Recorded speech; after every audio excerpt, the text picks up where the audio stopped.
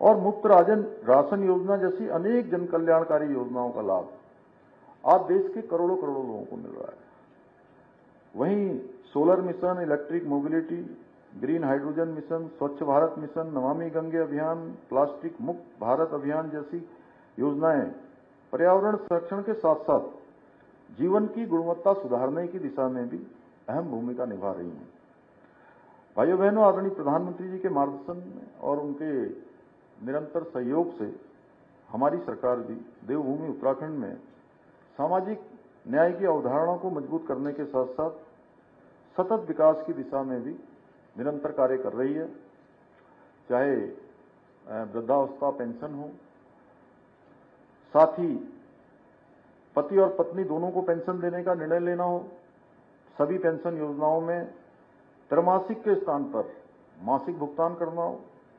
Pension योजनाओं को online करना हो, अंत्योदय परिवारों को प्रतिवर्ष 3 गैस के सिलेंडर निःशुल्क प्रदान करना हो, या फिर प्रदेश के दिव्यांग कार्मिकों का वाहन भत्ता बढ़ाना हो। हम अपने प्रत्येक निर्णय द्वारा प्रदेश में सामाजिक न्याय स्थापित करने की दिशा में काम कर रहे हैं।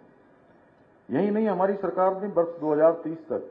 सतत विकास के लक्ष्यों को प्राप्त करने के लिए पूरी संकल्पता के साथ प्रतिबद्ध होकर हम काम कर रहे हैं। हमारा लक्ष्य है कि राज्य में आर्थिक, सामाजिक और पर्यावरणीय स्थिरता बनाए रखते हुए सतत विकास के लक्ष्यों को प्राप्त करने के साथ साथ एक सुरक्षित और न्यायपूर्ण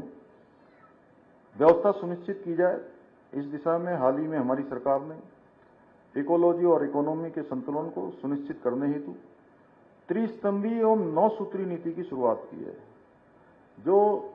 सतत विकास के लक्ष्यों को प्राप्त करने में एक महत्वपूर्ण पहल है।